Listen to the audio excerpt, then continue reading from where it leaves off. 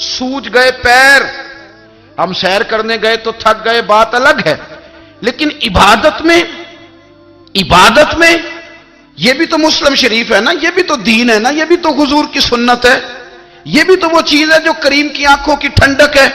सैयदा फरमाती हैं पैरों में वरम आ गए और सारी रात ही हुजूर ने नमाज पढ़ी और एक ही आयत बार बार दोहराई। मस्जिद नबी में बिलाल हबशी ने फजर की अजान दे दी और हुजूर अभी मुसल्ले पे थे। करीम फारिग हुए, मैंने अर्ज की या रसूल अल्लाह सल्लल्लाहु अलैहि वसल्लम, आपके तो सदके अल्लाह अगले पिछलों के गुनाह माफ करेगा, तो आप इतनी आहोजारी क्यों फरमाते हैं? आप तो शफी हैं, आप तो अंबिया के इमाम हैं। तो हुजूर ने फरमाया आयशा तुमने गिनवाया है ना मेरे अल्लाह की मुझ पर कितनी रहमत है। अफला अकूना अब्दन शुकूरा, फरमाया अगर उसने इतनी नेमतें दी हैं तो क्या मैं उसका शुक्रगुजार बंदा ना बनूं? मैं शुक्रगुजार बंदा ना बनूं उसका? फिर अगर इतनी नेमतें उसने दी हैं, मुझे इतना नवाजा है, तो फिर मैं उसके सामने सजदे ना करूं? ओ मेरे भाई, बड़े काबिल फख्र लोग हैं हम कि हम नबी पाक के गुलाम हैं। हम काबिल फख्र हैं कि नबी करीम के गुलाम हैं। क्या कभी इस गुलामी के शुक्राने में भी दो नफल पढ़े कि या अल्लाह तेरा शुक्र है तूने हमें हुजूर का गुलाम बनाया?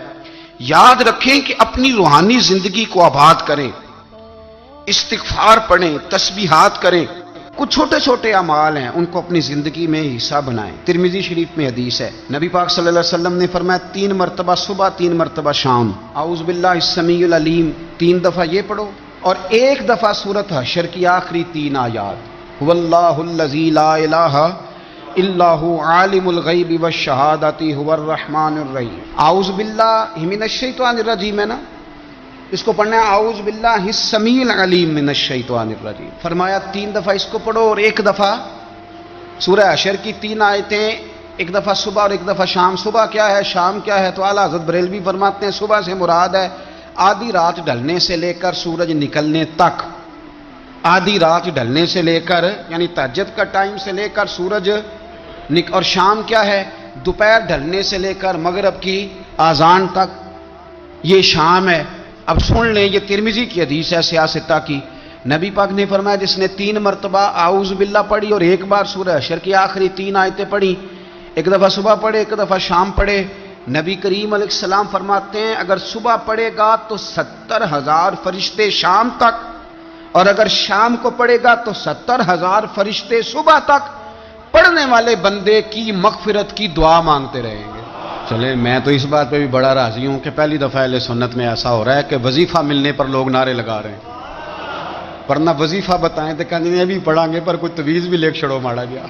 एक साहब आए मुझे कहने लगे जी बरकत कोई नहीं, गुरबत बड़ी है। मैंने कहा सरद वाक़या पढ़ा कर। कहते पीर साहब थोड़ी तकलीफ करो को मैनू तवीज़ भी कर दियो।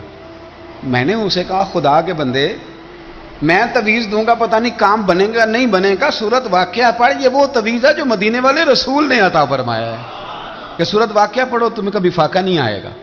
तो वज़ाइफ पढ़ें, इबादात करें, तैयारी करें, कुछ नेक आमाल बचाएं ऐसे जिनका हमें पता हो, जो हमारे रब को पता हो।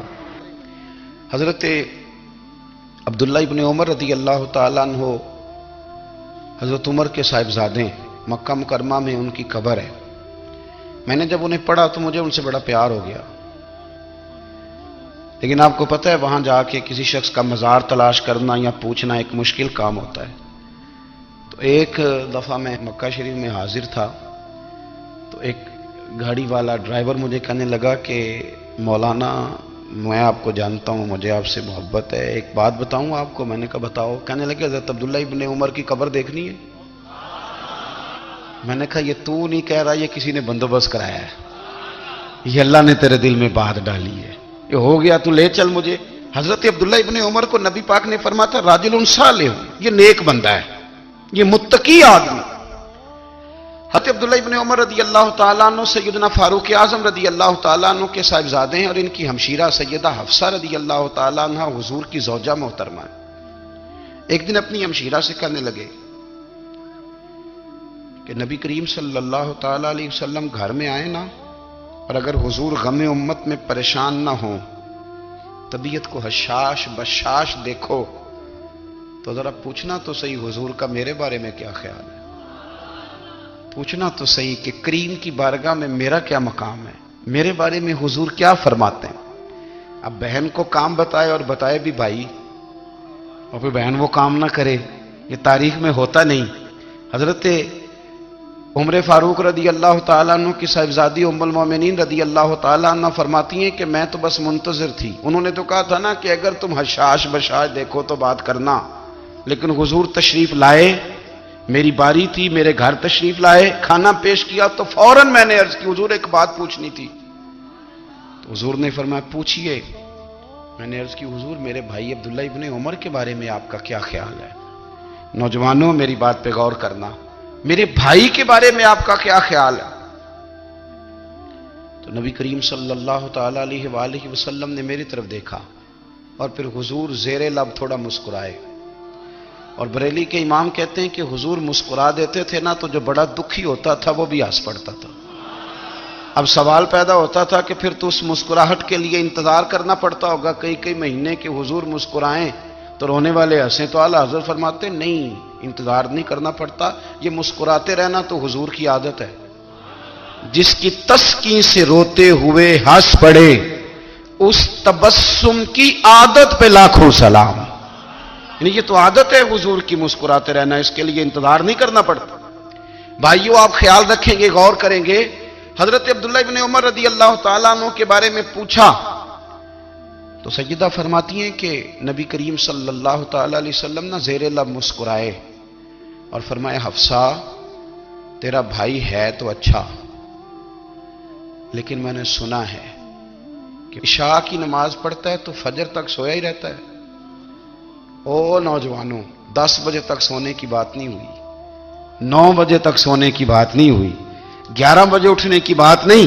حضور فرمانے لگے میں نے سنا ہے کہ عشاء کی نماز پڑھ کے سو جاتا ہے اور فجر تک سویا ہی رہتا ہے، اسے چاہیے کہ تہجد کے وقت اٹھا کرے، اللہ کی بارگاہ میں حاضر ہوا کرے، آہوزاری کرے، سجدے کرے، عبادت کرے، اٹھتا ہے اور فجر میں جا کے اٹھتا ہے۔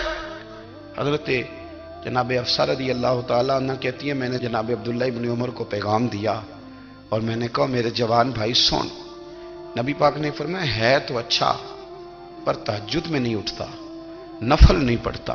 او میری ملت کے جوانوں، مزہ نہیں آ جاتا جب ساری دنیا سوئی ہو، ساری دنیا، اور بستر بھی گرم ہو اور نیند بھی پورا غلبہ کر رہی ہو، اور اچانک گھنٹی بجے دماغ میں، آنکھ کھلے، گھڑی پہ نظر پڑے، 3:30 4 بجے کا پیغام گھڑی بتائے، اور کوئی چڑھتی جوانی والا اٹھ کے وضو کرے، اور جب وہ مصلی کھول کے بچھائے تو مدینے والے محبوب کہتے ہیں کہ ہر نماز پہ رب ثواب دیتا ہے، اور جو اٹھ کے تہجد کی نماز پڑھے اسے دیکھ کے تو رب مسکراتا ہے، جو اس کی شان کے لائق ہے، جو اس کی شان کے لائق، وہ مسکراتا ہے، خوش ہوتا ہے کہ میرا بندہ تہجد میں اٹھ گیا، وہ مسکراتا ہے۔ کاش ہماری صبحیں کبھی اپنے مالک کے نام ہو جائیں، کاش کے صبح۔ حضرت ابو الحسن رحمت اللہ تعالی علیہ حضرت معاذ ابن جبل رضی اللہ تعالیٰ عنہ کے پاس بیٹھا کرتے تھے، فرماتے ہیں ان سے جو پیار بڑھا تو پھر میرا مصلی سے بھی بڑھ گیا۔ تابعی ہیں، فرماتے ہیں صحابی رسول سے محبت ہوئی تو ذکر سے بھی ہو گئی، پھر درود شریف سے بھی ہو گئی، محبت ان سے بڑھی تو پھر اللہ نے مسجد کا پیار بھی بڑھا دیا۔ آپ فرماتے ہیں کہ میری ہر وقت طبیعت چاہتی تھی کہ بس اللہ اللہ کروں، بس اللہ اللہ کروں، بس نہ میں ذرا تھوڑی جان چھڑاؤں لوگوں سے، کوئی 10 منٹ ملے تو میں کوئی 4 نفل پڑھ لوں، میں تھوڑا سا نہ بچوں لوگوں سے، اور مجھے تسبیح ملے تو میں نہ کوئی 400-500 دفعہ استغفار پڑھوں، سبحان اللہ، الحمدللہ، اللہ اکبر، لا حول ولا قوت الا باللہ، میں نہ تسبیحات پڑھوں۔ فرماتے ہیں کہ بچے تھے گھر میں 6-7، غربت تھی، کام ملتا کوئی نہیں تھا، اور میں کام چور نہیں تھا، کام ڈھونڈتا تھا، پر اللہ کی قدرت کے کام نہیں ملتا تھا۔ فرماتے ہیں کہ میں نے ایک دن اپنی اہلیہ سے کہا کہ آج میں پھر جاتا ہوں کام ڈھونڈنے، تو میری بیوی بڑی فرما بردار تھی، پر اس دن نہ غربت کے ہاتھوں تنگ آ کے کہنے لگی آج نانا کوئی تو چیز لے کے آیا، تو مجھ سے بچوں کی بھوک نہیں دیکھی جاتی، یہ سب روگاں دا روگ محمد جس دا نام غریبی، کنڈ بلا کے لنگ جاندے نہیں دوست یار قریبی۔ آج نہ کچھ لے کے آیا تو میں بچے لے کے میکے چلی جاؤں گی۔ شیخ فرماتے ہیں کہ میں بڑا پریشان گھر سے نکلا، پر میں نے صبح سے لے کے زور تک کام ڈھونڈا، کام ملا کوئی نہیں۔ تو میرے دل میں خیال آیا چلو کام نہیں ملتا تو اللہ اللہ تو کرے نا، چلو بندوں کی مزدوری نہیں ملتی تو رب کریم کی عبادت ہی کرتے ہیں۔ فرماتے ہیں کہ میں نے نا فرات کے پانی سے وضو کیا، نہر کے، شدید دھوپ تھی، ساتھ ریت تھی اور ریت تپ رہی تھی۔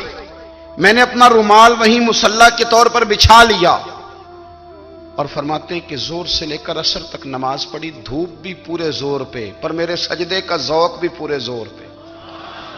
فرماتے ہیں سورج بھی چمک رہا ہے اور رب کی عبادت کا ذوق بھی پورے زور پہ۔ میں سجدہ کروں تو پھر میرا اٹھانے کو جی نہ چاہے۔ میرے استاد لکھا کرتے تھے، یہ ان کا شعر ہے، وہ کہا کرتے تھے مجھے سوز دے، مجھے ساز دے اور مجھے نیم شب کا نیاز دے، دم سجدہ خود کو میں توڑ دوں، مجھے ایسا ذوق نماز دے۔ اور میں تیری بہار کا پھول ہوں، میں کھلا بھی ہوں تو تیرے لیے، مجھے میری شاخ سے توڑ لے، مجھے اپنی زلف کا ناز دے۔ بھائی فرماتے ہیں کہ عصر تک میں نے نفل پڑھے، دل ڈھلنے لگا، عصر کی نماز پڑھی اور میں وہاں سے چلا۔ اب میں جب نکلنے لگا تو دل میں خیال آیا کہ چھوٹی چھوٹی دیواریں ہیں گھر کی، بغیر کچھ لیے جاؤں گا تو بیوی دور سے دیکھے گی تو شور کرے گی کہ پھر خالی ہاتھ آ گیا ہے۔ کہتے میں نے اپنے اسی رومال میں جس پہ میں نے نماز پڑھی تھی نا، رومال میں کی آخی دے پنجابی جو صافہ کہتے ہیں، اسی میں نا میں نے کچھ ریت بھر لی کہ وہ دور سے دیکھے گی تو سمجھے گی کچھ لے کے آیا ہے، چلو جا کے اسے بتا دوں گا کہ آج پھر مزدوری نہیں ملی۔ کہتے ہیں وہ ریت لے کر جب میں گھر میں گیا تو پہلے بیوی دروازے پہ کھڑی ہوتی تھی، پوچھتی تھی خالی ہاتھ آ گئے ہو؟ آج میں نے دیکھا تو ہے ہی کوئی نہیں۔ فرماتے ہیں میں اندر داخل ہوا، سلام لیے، کونے میں میں نے وہ رومال رکھ دیا اور میں نے آواز دی کہ بھلی مانس کہاں ہو؟ تو وہ کہنے لگی آپ منہ ہاتھ دھو لیں، میں روٹی لے کے آئی۔ میں نے کہا روٹی کہاں سے آ گئی؟ یہاں تو کئی دنوں کے فاقے، تو کئی دنوں کی غربت ہے، یہاں تو اس گھر میں تو فقیری ہے۔ فرماتے ہیں کہ وہ روٹی لے کے آئی اور اس وقت کی جو موجودہ نعمتیں تھیں، سمجھ لیں سلاد، اچار، ہر چیز ساتھ لائی۔ میں نے کہا کہ بچے کہاں گئے؟ کہنے لگی وہ کھانا کھا کے کھیلنے گئے، آپ کھانا کھا لیں آ جاتے ہیں۔ کھانا اس نے چن دیا۔ میں نے حیرت انگیز لہجے میں ساری نعمتیں اپنے دسترخوان پہ دیکھ کر کے بیوی سے پوچھا یہ کہاں سے آیا کھانا؟ بچوں کو تو نے کہاں سے کھانا کھلایا؟ یہ سارا کچھ کیسا ہے؟ تو کہنے لگی پتہ نہیں آج آپ کس کریم کی مزدوری کرنے چلے گئے تھے، پتہ نہیں کس کریم کی، میرے گھر میں تو اتنی نعمتیں آئی ہیں کہ مجھ سے سنبھالی نہیں جا رہی، اتنا اناج ہے، اتنا گندم ہے، کس کریم کے دروازے آج چلے گئے تھے؟ یہ کہتے کہتے وہ اٹھی اور اٹھ کر کے کہنے لگی پہلے بڑا کچھ آیا تھا، اب کیا لے آئے ہو؟ اور جا کر کے نا اس نے وہ ریت والا رومال کھولا، کہنے لگے میں تو لے کے آیا تھا ریت، تو میرے رب نے اسے بھی سونے اور ہیرے بنا دیا تھا۔ جب آپ کی توجہ اللہ کی جانب، میرے نبی پاک صلی اللہ تعالی علیہ وسلم نے فرمایا ہر چیز اپنے رب سے مانگ، ہر چیز مانگ، ہر چیز مانگ۔ یا رسول اللہ کیا کچھ؟ میرے محبوب نے فرمایا تیرے گھر میں نمک بھی ختم ہو جائے تو وہ بھی اپنے رب سے مانگا کر، تو مانگنا وہ تجھے دے گا، تو اس کی بارگاہ میں کشکول طلب دراز تو کرنا۔ اور ترمذی شریف میں عجیب لفظ ہیں، رسول کائنات نے فرمایا، رب کریم فرماتا ہے جب میرا بندہ ہاتھ اٹھاتا ہے نا تو مجھے حیا آتی ہے کہ میں خالی کیسے لوٹا دوں اس کے۔ اتنے بڑے بادشاہ کی بارگاہ میں، او بھائی لوگوں سے عزتیں تلاش کرتے ہو تو وہ کیا تمہیں عزت دیں گے؟ وہ تو کل اچھا کہتے ہیں پرسوں برا کہنے لگ جاتے ہیں۔ لوگوں کے سامنے گڈ بک میں آنا چاہو گے تو وہ تو سویرے تمہارے بارے میں کچھ کہیں گے، شام کچھ اور کہیں گے۔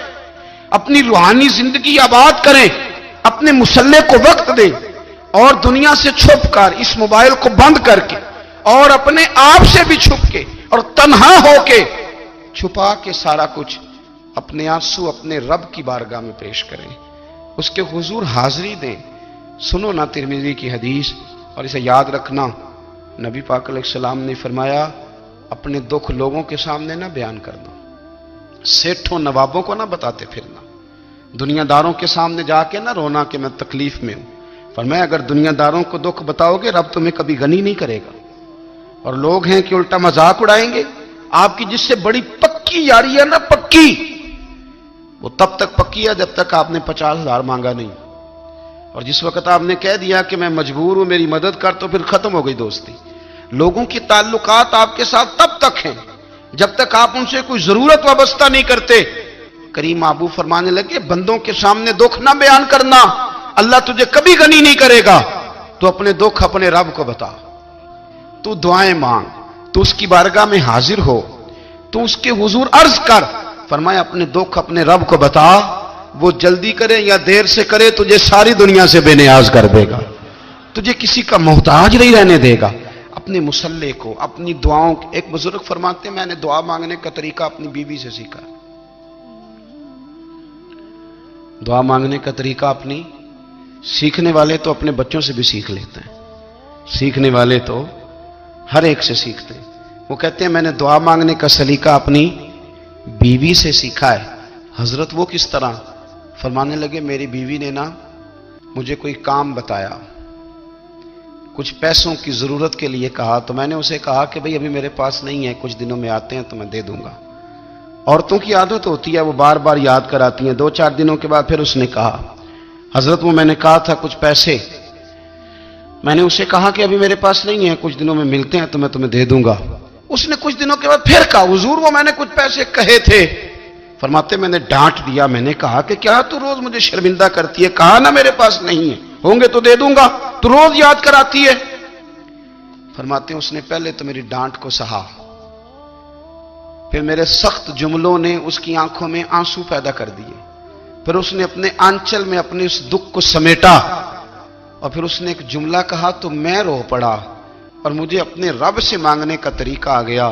مجھے کہنے لگی حضرت جی آپ نے ڈانٹ دیا، میں نے سہ لیا، پر آپ ہی میرے شوہر ہیں، بتائیں نا آپ سے نہ کہوں تو میں کس سے جا کے کہوں۔ فرماتے ہیں میں رو پڑا، اور میں کھل کے رویا، اور میں تڑپ کے رویا، اور پھر میری سسکیاں بند گئیں، تو مجھے کہنے لگی آپ کو کیا ہوا؟ میں نے کہا مجھے بھی دعا مانگنی آ گئی ہے، جب میں اسے کہوں گا نا اللہ تو ہی میرا رب ہے، میں تجھ سے نہ کہوں تو میں کس سے جا کے کہوں؟ میں کیوں کسی بندے سے سوال کروں؟ میں کیوں کسی دنیا دار سے کہوں؟ میں تیرے بندوں کا، نیک بندوں کا وسیلہ لے کے، تیرے محبوب کی غلامی لے کے تیری بارگاہ میں آیا، تجھ سے نہ مانگوں تو کس سے مانگوں؟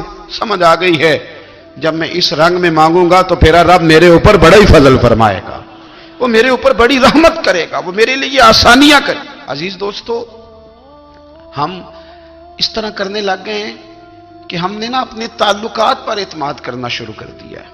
میرے تعلقات بہت ہیں، ہم نے اپنی دولت پر اعتماد کرنا شروع کر دیا ہے، میرے پاس دولت بہت ہے۔